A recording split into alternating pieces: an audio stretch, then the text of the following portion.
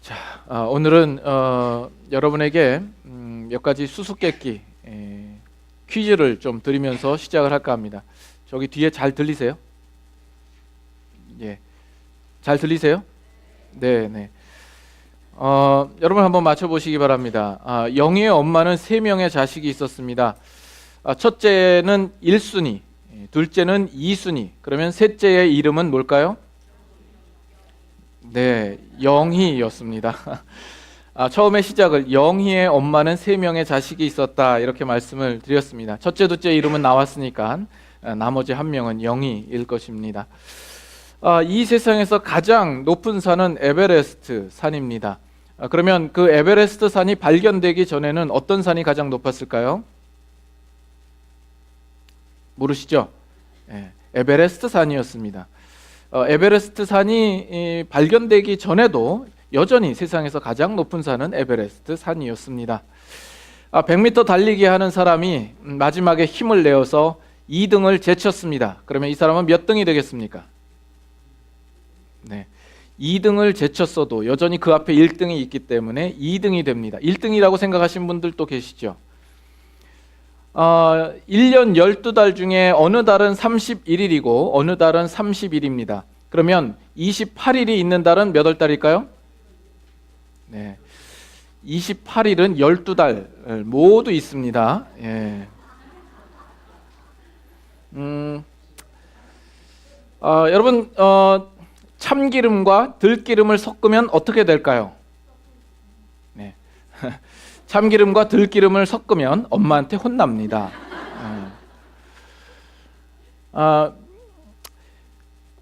아침에는 다리가 4개, 점심에는 2개, 저녁에는 3개가 되는 것은 뭘까요?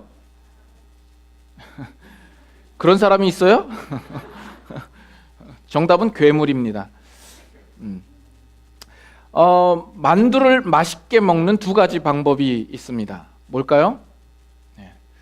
만두를 맛있게 먹는 2가지 방법은 사 먹거나 만들어 먹는 것입니다. 이게 수수께끼를 내니까 여러분들 다 재미있게 들으시네요. 여러분 오늘 이렇게 말씀을 듣는 이 시간을 기다리고 또 기대가 되고 즐거운 마음이 드십니까? 뭐 몇몇만 이야기를 하시네요. 하나님의 말씀을 듣는 이 시간을 즐거워하시고 기뻐하십니까? 그 거짓말 진짜입니까?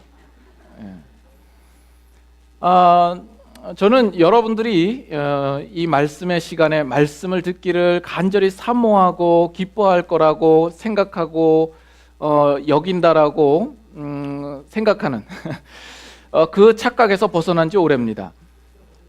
물론 이 말씀의 시간을 물론 기뻐하고 또 사모하는 사람들이 분명히 있을 거라 생각합니다. 그러나 여러분 대부분은 설교를 듣는다라고 생각을 하면 지루하고 따분하고 이 시간이 빨리 지나갔으면 하는 그런 생각들을 가지고 있으실 겁니다. 만약 그렇게 생각하시는 분들이 있다면 이런 방법을 써보면 어떨까라는 생각을 해봅니다. 이 말씀의 시간을 하나의 수수께끼를 푼다라는 마음으로 접근하면 어떨까라는 겁니다. 이 말씀이 의미하는 것이 무엇일까? 그 답이 무엇일까? 그 궁금증과 호기심을 가지고 내가 맞춰보겠다라는 의지를 가지고 이 말씀을 임하는 겁니다. 또는 어떤 실타라에 엉긴 그 실을 푼다라는 생각으로 그 실마리를 찾으면 그 실마리를 그 시작으로 해서 그 실이 술술 풀리게 되면 참 기분이 좋죠. 이 성경과 또 우리의 신앙에 대하여서 생각할 때 참 복잡하고 얽히고 설킨 그런 생각이 드실지 모르겠지만 오늘 이런 말씀들을 들을 때에 이 말씀이 그 성경과 또 나의 신앙을 풀 수 있는 아주 좋은 실마리가 될 수 있지 않을까라는 그런 기대감을 가지고 임하는 겁니다. 그 실마리를 찾았을 때에는 여러분의 마음이 즐겁게 되지 않겠습니까?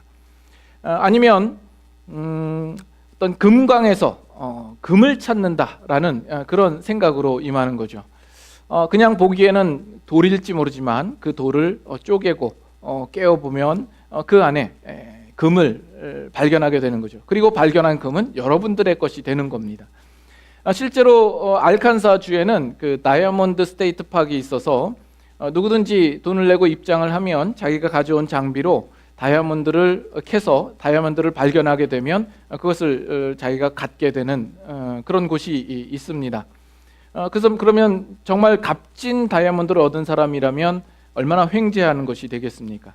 오늘 이 본문도 이 로마서를 그냥 통독하듯이 그냥 줄줄 읽어 나가면 이 본문은 그냥 한순간에 읽고 지나가 버릴 만한 본문 아닙니까? 그러나 여기를 자세히 들여다보면 우리가 평소에는 알 수 없었던, 볼 수 없었던 정말 진귀하고 값을 매길 수 없는 영원한 어떤 보화와 진리를 이 가운데서 발견할 수 있지 않을까 생각을 합니다. 좀 기대가 되십니까? 네, 뭐 그래도 기대가 안 되시면 할 수가 없는데 아무튼 어떤 비유로도 이 말씀의 중요성을 다 설명을 할 수가 없습니다. 그래서 우리가 구체적으로 그 말씀의 내용에 들어가 보도록 하죠. 자, 25절을 보시면 이 예수를 하나님이 그의 피로써 믿음으로 말미암는 화목제물로 세우셨다 이야기를 합니다. 우리가 이미 지난주에 이 말씀을 가지고 함께 나누었죠. 하나님께서 예수님을 화목제물로 세우시고 그의 피를 흘리심으로 그 피로 우리의 죄를 가리우시고 우리를 죄사함의 자리로 인도하셨다라는 것을 여러분들과 함께 나누었습니다. 오늘 여러분들과 함께 나눌 말씀도 지난주에 말씀드린 내용과 직접적으로 연관되는 말씀이 될 것입니다. 그래서 그 뒤로 나오는 내용도 이는이라는 접속사로 접속하는 단어로 시작을 하죠. 자, 이는 하나님께서 길이 참으시는 중에 전에 지은 죄를 간과하심으로 자기의 의로우심을 나타내려 하심이니. 자, 먼저 여러분들이 지금 읽은 이 구절을 여러분 나름대로 한번 이해를 한번 해보려고 해보시죠. 이 말씀이 의미하는 바가 무엇일까? 여러분 이해가 되십니까? 이해가 될 듯 하면서도 잘 안 되죠. 바로 이 부분이 오늘 우리가 풀어야 할 수수께끼인 겁니다. 먼저 우리가 좀 대략적인 이해를 돕기 위하여서 먼저 설명을 드리면 여기 이는이라는 것은 그 앞에 있는 내용을 받고 있는 거죠. 하나님께서 예수님을 그 피로써 믿음으로 말미암는 화목제물로 세우신 것은 이라고 연결이 되는 부분입니다. 그리고 전에 지은 죄를 간과하심으로 이렇게 나와 있는데 이것은 우리 한글 성경의 번역이 조금 오해의 소지가 있게끔 번역이 되었습니다. 이것을 전에 지은 죄를 간과하심으로써 이렇게 생각될 수 있는 여지가 있기 때문에 그렇습니다. 마치 간과하신 것이 하나의 수단이 되고 방법이 되는 것처럼 이해를 하는 거죠. 그러나 영어 성경에도 보면 아니면 헬라어 성경에도 보면 여기서는 because라는 단어가 쓰여져 있습니다. 그래서 전에 지은 죄를 간과하신 것 때문에 또는 간과하신 것에 대하여서 하나님께서 자기의 의로우심을 나타내려 하셨다 이렇게 나옵니다. 여기 의로우심이라고 하는 것은 하나님의 속성과 성품을 가리켜서 이야기를 하는 겁니다. 그래서 지금 우리가 읽은 내용의 골자는 뭐냐면 하나님께서 예수님을 화목제물로 삼으셔서 결국 자기의 의로우심을 나타내려 하셨다라는 데에 그 골자가 있습니다. 우리가 좀 더 자세히 들어가서 여기 쓰여진 단어의 어떤 중요한 의미를 조금 더 생각을 해보기를 원합니다. 여기 전에라고 나와 있죠. 이 전에는 어떤 때를 가리켜서 이야기하는 걸까요? 이것은 그냥 단순 과거를 이야기하는 것이 아니라 예수 그리스도의 십자가 이전을 가리켜서 이야기를 합니다. 쉽게 말하면 구약 시대에 또는 옛 언약 시대를 가리켜서 이야기를 합니다. 그러면서 전에 지은 죄를 간과하셨다라고 이야기가 나와요. 이 간과하셨다라는 표현은 사면했다, 용서했다라는 의미와는 분명히 다르죠. 차라리 용서했다라고 표현을 했다면 뭐 더 좋았겠다라는 마음을 가질지 모르지만 이 간과했다라는 것은 그 의미와 뉘앙스에서 분명히 차이가 있습니다. 그런데 사도 바울은 이 간과했다라는 표현을 로마서 전체에서 여기에만 유일하게 사용하는 단어입니다. 그것을 볼 때도 이 단어는 사도 바울이 의도하고 쓴 단어라는 것을 우리는 생각할 수 있습니다. 그 의미는 뭐냐면 pass away, 지나쳤다라는 의미가 됩니다. 고의적으로 눈 감아 버렸다, 또는 주목하지 않고 흘려보낸다, 고려하지 않다라는 의미가 되는 겁니다. 다시 말해서 전에 지은 죄를 그냥 지나치고 눈 감아 버렸다라는 의미가 되는 겁니다. 하나님이 그렇게 하셨다라는 거예요. 정말 그렇습니까? 그러면 하나님께서 구약시대의 이스라엘 백성이나 또 구약시대에 살았던 하나님의 사람들도 있었을 텐데 그들의 죄를 하나님께서 지금까지 간과하셨다라고 이야기를 하는 거예요. 그러면 그 의미는 무엇입니까? 어떤 의미를 가지고 이야기를 하는 걸까요? 이것은 이미 지난주에 말씀드렸던 내용 속에 있습니다. 히브리서 10장 4절 한번 볼까요? 히브리서 10장 4절. 히브리서 10장 4절입니다.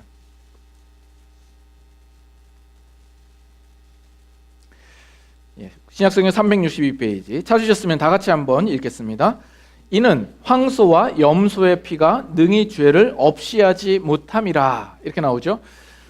구약시대에 이스라엘 백성들이 황소와 염소로 하나님 앞에 제물을 드림으로써 제사를 드렸는데 그 황소와 염소의 피로서는 죄를 없이 하지 못한다고 합니다. 죄를 없이 하는 일에 있어서는 그것은 불완전하였다라는 이야기를 하는 거죠. 인간이 죄를 졌는데 인간이 죄 진 일에 대하여서 동물의 피가 그 죄를 사할 수는 없다라는 이야기가 되는 겁니다. 그래서 우리가 지난주에 이 모든 것은 하나의 모형이었고 그림자에 불과하다라고 말씀을 드렸죠. 요즘 어린아이들이 소꿉장난을 하게 되면 정말 아주 그럴듯하게 모든 것을 만들어 놓았죠. 오븐도 만들고 여러 가지 식기와 음식 재료들도 그럴듯하게 만듭니다. 그래서 그것을 아무리 정성스럽게 음식을 한다고 해서 그것을 접시에 담아서 대접을 한다고 할지라도 그것으로 배부를 수 있는 사람은 없는 겁니다. 마치 이런 거와 같은 거죠. 그래서 옛 제도 속에서는 근본적인 의미에서 죄의 문제를 제대로 처리할 만한 어떤 효력도 방안도 없었다라는 이야기입니다. 그래서 구약 시대에 있었던 그 속죄 제사는 그저 그 죄를 간과하고 덮어버리는 하나의 방편에 불과했다라는 것이죠.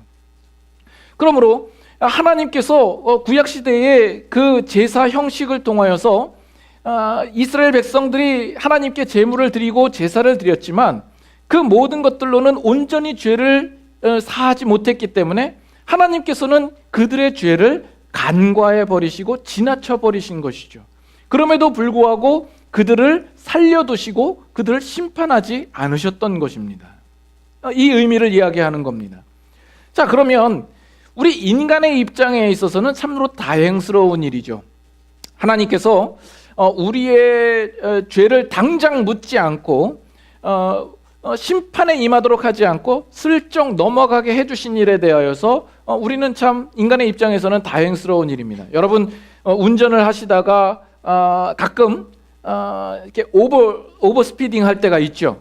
순간적으로 실수해서 그랬는데 경찰이 따라 붙습니다. 그래서 여러분 생각하기를 영락 없이 티켓을 끊겠구나 이렇게 생각을 했는데 경찰이 보고 워닝으로 그렇게 마무리되었다고 한다면 얼마나 마음에 안도감이 있겠습니까?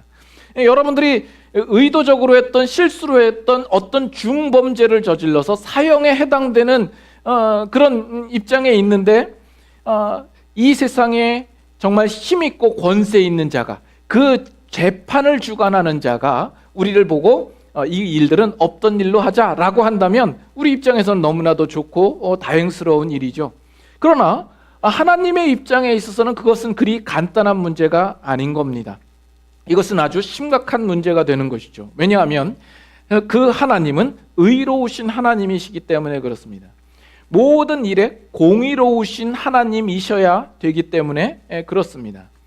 분명히 죄가 있는데 죄를 묻지 않고 죄를 슬쩍 넘어가고 눈 감아 버린다고 한다면 그 하나님은 결코 의로운 하나님이 아니라 불의한 하나님이 될 것입니다.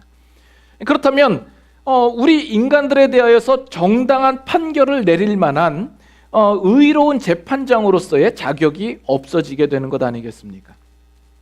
그렇기 때문에 하나님께서는 이 문제를 분명히 해결하셔야 되는 겁니다. 하나님이 의로운 하나님이 되시기 위해서. 여러분 학창 시절에 이제 돌아가 보시면 우리는 수학을 공부할 때마다 언제나 공식을 먼저 외우는 버릇이 있습니다. 여러분 초등학교 들어가면서부터도 구구단을 딥다 달달달달 외우지 않았습니까? 이 구구단이 어떻게 해서 이 답이 나오는지 우리는 생각도 하기 전에 구구단부터 2단부터 9단까지 줄줄 외웁니다. 그래서 그냥 그 숫자가 나오면 즉각적으로 답이 나올 수 있게 이렇게 돼 있는 거죠.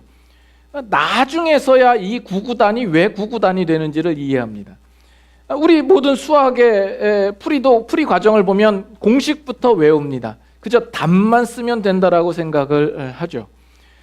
그 공식이 어떠한 연산 과정을 통하여서 나왔는지는 나중에 가서 생각을 하더란 말이죠. 정말 수학에 관심이 있고 수학을 자세하게 들여다보는 사람들만이 이 공식이 왜 이 공식이 나오게 됐는가라는 것을 나중에 깨닫게 되는 겁니다. 이것이 그 한국 수학 교육의 가장 약점이 아닐까 생각을 합니다.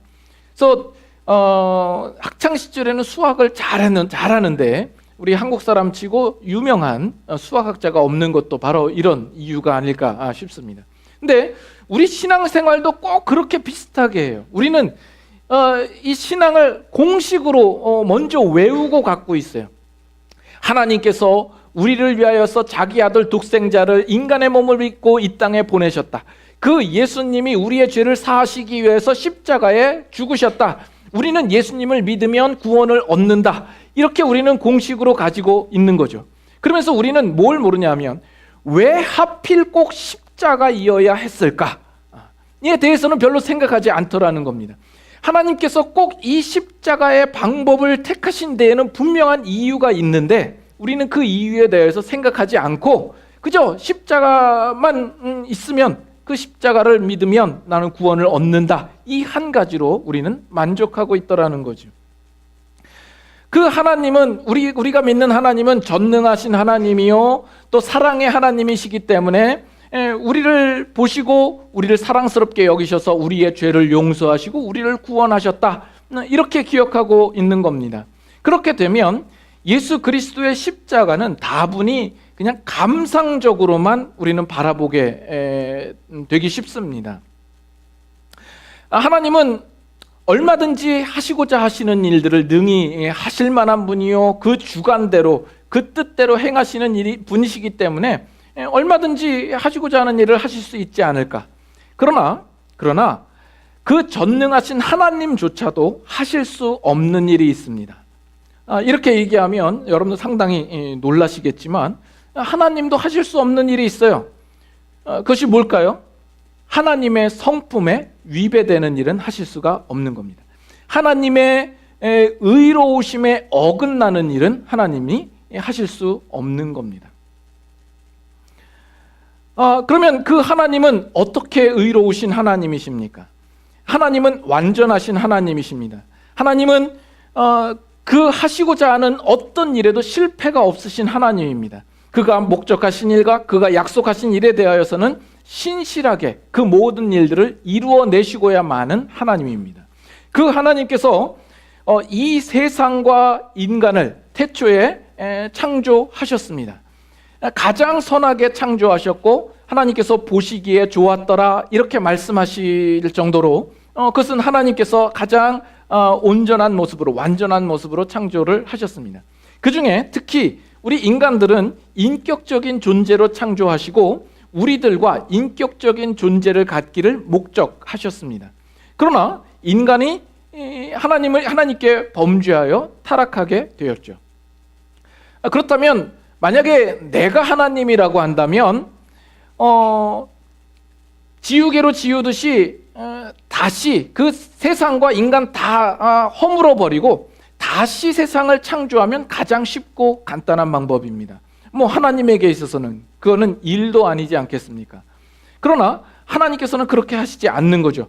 인간을 처음 창조하셨을 때에 그가 목적하셨던 그 일들을 온전하게 이루시기를 원하시는 겁니다. 그래서 하나님께서 아브라함을 부르시고 이스라엘로 하나님의 백성을 삼으십니다. 그래서 하나님께서 그들의 하나님이 되고 그 백성으로 하나님의 백성 삼기를 원하셨던 것이죠. 그래서 그 백성과 하나님께서 언약을 맺으시는 겁니다. 그럼에도 불구하고 이스라엘 백성들은 그 하나님의 언약을 파괴했죠. 그렇다고 하나님도 그 언약을 파괴하시냐? 그렇지 않으시다라는 겁니다. 하나님께서 약속하신 그 일들에 대하여서 신실하게 그 약속대로 이루시기를 원하시는 하나님, 그렇게 하시겠다고 의지를 불태우시는 하나님이신 겁니다. 그래서 하나님께서 인간들로 하여금 의롭게 세워 자기 백성을 삼는 그 일들을 계속 하시는 겁니다. 근데 문제는 뭐냐면 하나님께서는 의로우신 하나님이시기 때문에 인간의 죄악된 부분들에 대하여서 결코 눈 감으실 수 없는 겁니다. 그 죄에 대해서만큼은 분명히 짚고 넘어가고 그 죄에 대하여서 단죄하고 심판하셔야만 하는 하나님인 겁니다.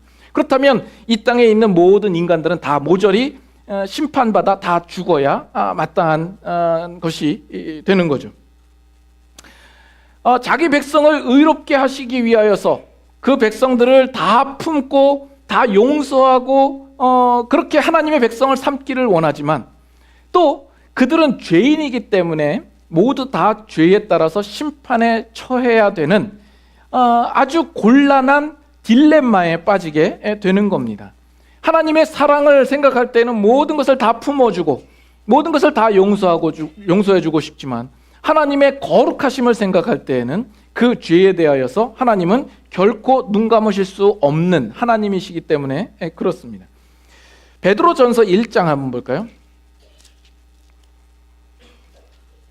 베드로전서 1장 10절. 자, 10절부터 12절까지인데 10절, 11절 제가 읽고 12절 같이 한번 읽겠습니다. 그러므로 형제들아 더욱 힘써 너희 부르심과 택하심을 굳게 하라. 너희가 이것을 행한즉 언제든지 실족하지 아니하리라. 이같이 하면 지금 제가 다른 내용을 쓰면요. 네, 베드로 후서를 찾아놓고 어쩐지 이상하더라. 네, 베드로전서 1장 10절입니다. 네. 10절, 11절 제가 읽습니다. 이 구원에 대하여는 너희에게 임할 은혜를 예언하던 선지자들이 연구하고 부지런히 살펴서 자기 속에 계신 그리스도의 영이 그 받으실 고난과 후에 받으실 영광을 미리 증언하여 누구를 또는 어떠한 때를 지시하시는지 상고하니라. 다 같이 이 섬긴 바가 자기를 위한 것이 아니요 너희를 위한 것임이 계시로 알게 되었으니 이것은 하늘로부터 보내신 성령을 힘입어 복음을 전하는 자들로 이제 너희에게 알린 것이요 천사들도 살펴보기를 원하는 것이니라. 예. 자, 그래서 이 구원이 어떻게 이루어질까? 이 구원에 대해서 상당히 궁금하고 알고 싶은 겁니다. 그래서 이 선지자들도 연구하고 부지런히 살폈다라고 이야기를 합니다. 그래서 누구를 또 어느 때를 지시하시는지 상고했다라고 이야기를 합니다. 그리고 그 마지막에 보면 천사들도 살펴보기를 원하는 것이라. 그래서 이 구원이 얼마나 신비하고 신기한 것인지 이 천사들에게조차도 이 하나님께서 이루실 이 구원은 정말 그들의 관심거리입니다. 하나님께서 과연 이 어려운 문제를 어떻게 풀어내실까? 이 딜레마요 수수께끼와 같은 이 구원의 문제를 어떻게 풀어내실까? 그들의 상상으로도 어떤 생각으로도 그 답을 찾을 수가 없는 겁니다. 어떤 인간도 어떤 천사들도 하나님께서 어떻게 이 문제를 푸실지를 모르는 겁니다. 아마 이 문제는 사탄도 아마 그러할 겁니다. 사탄이라는 존재는 우리가 성경에 있는 구절들을 근거로 해서 볼 때 사탄도 역시 하나님의 피조물이었습니다. 하나님의 수중에 있는 천사장이 하나님께 구테타를 일으키고 반기를 들다가 하나님께로부터 쫓겨난 자가 바로 이 사탄이 되는 것이죠. 그래서 이 사탄이 이제 그들 앞에 있는 운명이라고 하는 것은 한 가지밖에 없는 겁니다. 하나님의 엄중한 심판, 그 영원한 심판에 이르는 운명에 처하게 된 것이죠. 사탄의 입장에서는 이게 큰일 난 겁니다.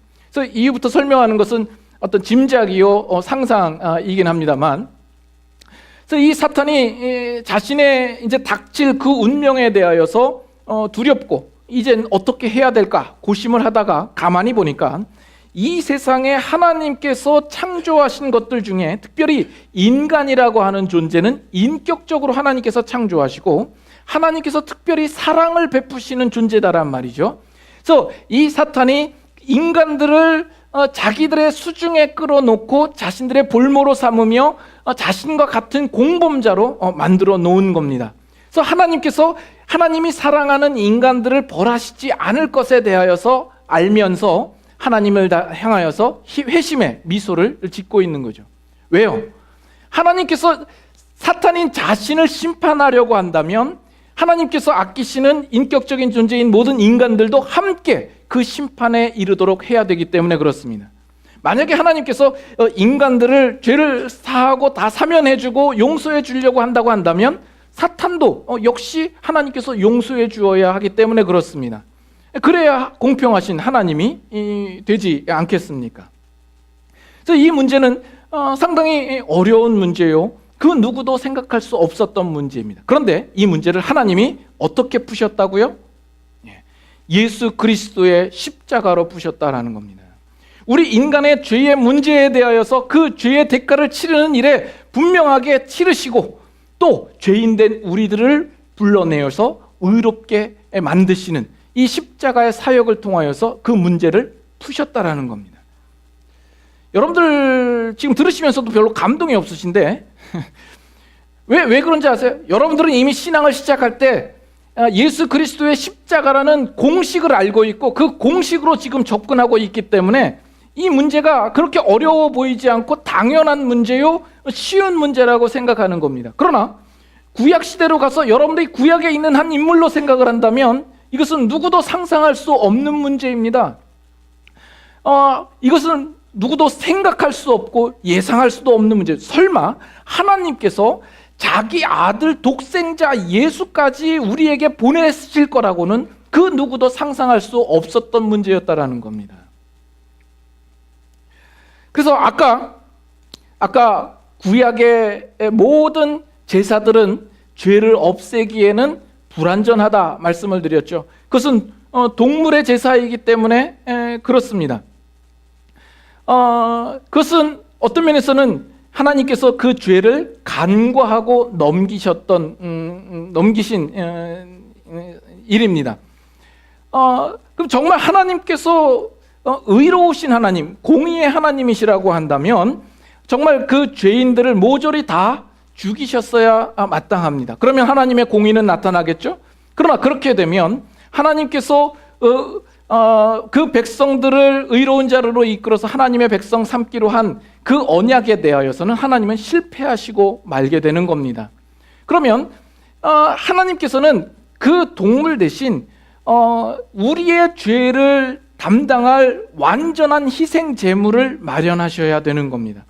그 만족할 수 있는 조건은 뭐냐면 분명히 피 흘림이 있어야 할 것이고 동물이 아니라 인간의 죄를 담당할 인간 제물이 있어야 된다라는 이야기이고, 그리고 그 인간은 죄가 없어야 되는 거죠.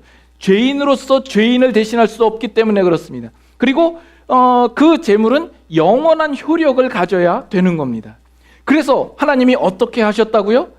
자기 아들, 죄 없는 독생자 예수 그리스도를 우리를 위하여서 보내주시고 그를 화목 제물로 삼으시사 그 피를 흘려 우리의 죄를 사하시고 우리를 의롭게 하셨다라는 겁니다. 우리의 죄에 대하여서 분명히 죄의 대가를 치르게 하셨죠. 또한 하나님께서 우리를 향하여서 약속하셨던 그 약속대로 우리를 불러 하나님의 백성을 삼으신 것이다라는 겁니다. 그래서 우리가 본문으로 다시 한번 돌아와 보세요. 로마서 3장. 로마서 3장으로 돌아오셔서 26절을 한번 봅니다. 26절을 보시면 곧 이때에 라고 나오죠. 여기서 말하는 이때에 라는 것은 25절에 나와 있는 전에 라는 단어와 대조되는 단어입니다. 우리가 예전에 그러나 이제는 이라는 그 문구를 우리가 살펴보았죠. 그때와 어떤 면에서 같은 맥락입니다. 그 과거와는 완전히 구별된 바로 이때를 가리키는 거죠. 곧 이때는 예수 그리스도께서 십자가로 모든 일을 이루신 때를 가리켜서 이야기를 하고 있는 겁니다. 그래서 예수님께서 십자가에 못 박혀 죽으심으로 하나님의 의로우심을 나타내셨다라는 이야기를 지금 하고 있는 것이죠. 어떻게? 그 백성들의 죄에 대하여서 이제는 더 이상 그 죄를 간과하시지 아니하시고 죄와 타협하시지 아니하시고 그 죄에 대한 값을 분명히 치르시는 것이죠. 또한 우리들을 향하여서 우리를 버리지 아니하셨고 우리를 포기하지 아니하셨고 우리를 향하여서 언약하신 그 언약하심대로 우리를 죄 가운데서 불러내어 의로운 하나님의 백성을 삼으신 것이 되는 겁니다. 그래서 예수 그리스도의 십자가로 하나님의 의로우심을 분명하게 우리에게 증명하시며 나타내셨다 하는 점입니다. 그래서 26절 하반절에도 자기도 의로우시며 또한 예수 믿는 자를 의롭다 하려 하심이라. 여기 우리 한글 성경에는 같이 이제 의롭다, 그래서 앞에 있는 의로우심과 같은 단어를 썼는데요. 영어 성경이나 이제 보면 여기서는 좀 다른 단어입니다. 앞에는 righteousness를 쓰는데 여기서는 just를 씁니다. 이 just라는 것은 하나님의 의로우심이 그의 행동으로 나타나는 거죠. 그래서 하나님의 공평하심을 나타내셨을 뿐만 아니라 또 예수 믿는 자를 옳게 여기시는 그 일들을 하셨다라는 겁니다. 그래서 결국 예수 그리스도의 십자가로 하나님은 하나님의 의로우심을 온전히 이루신 것입니다. 그러므로 이제는 어느 누구도 그 하나님을 탓할 수 없고 하나님을 흠잡을 수 없으며 하나님을 불의하다라고 이야기할 수 없게 되는 겁니다. 그래서 이것을 보면 하나님의 구원하심이 얼마나 신기하고 오묘한지를 우리는 볼 수가 있는 겁니다. 그 어느 누구도 이 문제를 풀 거라고는 어떻게 풀 거라고는 상상도 못한 겁니다. 구약의 어느 인간들도 선지자들도 천사들도 몰랐고 며느리도 몰랐습니다. 며느리는 왜 나오나?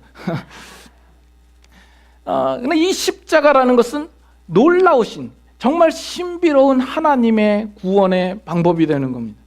그래서 고린도전서 1장 18절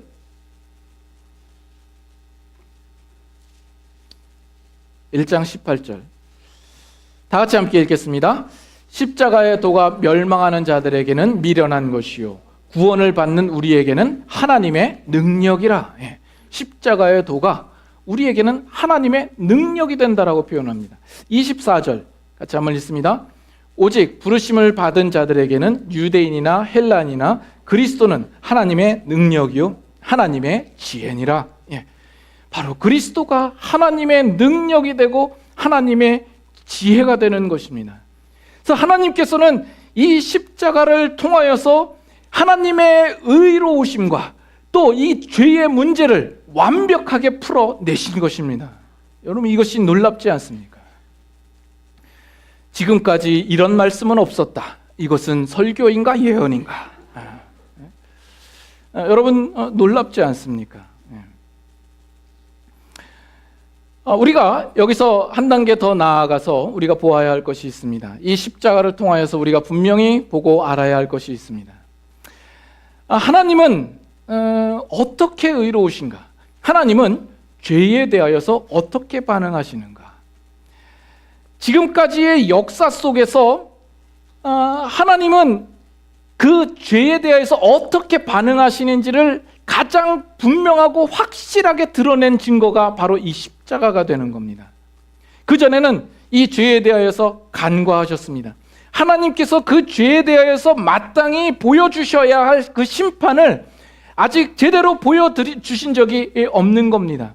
그러나 이 십자가 안에서 하나님께서 죄에 대하여서 어떻게 반응하시는지를 우리에게 보여주시고 있는 겁니다. 하나님이 죄를 어떻게 싫어하시는가? 하나님께서 죄를 어떻게 철저하게 물으시고 있는가? 하나님께서 이 죄를 어떻게 심판하시고 있는가? 그 일들을 위하여서 자기 아들 독생자까지 아끼지 아니하시고 내어 주실 정도로 이 죄에 대하여서 철저하게 행하시는 하나님이신 것을 우리에게 보이는 겁니다. 그럼으로써 하나님의 의로우심을 우리에게 나타내시고 있는 것이죠. 우리가 세상에 나가서 믿지 않는 사람들에게 복음을 전할 때나 세상 사람들에게 이야기를 나눌 때 세상 사람들이 우리에게 반문하는 내용이 뭐예요? 하나님이 어디 있냐? 하나님이 있으면 보여봐. 하나님이 계시다라는 것이 어디 그런 증거가 있느냐? 이렇게 묻지요. 그러나 이렇게 묻는 물음은 우리에게 하나님을 가시적으로 보여달라 하는 이야기가 아니라 그 안에는 보다 폭넓은 의미가 들어있는 겁니다.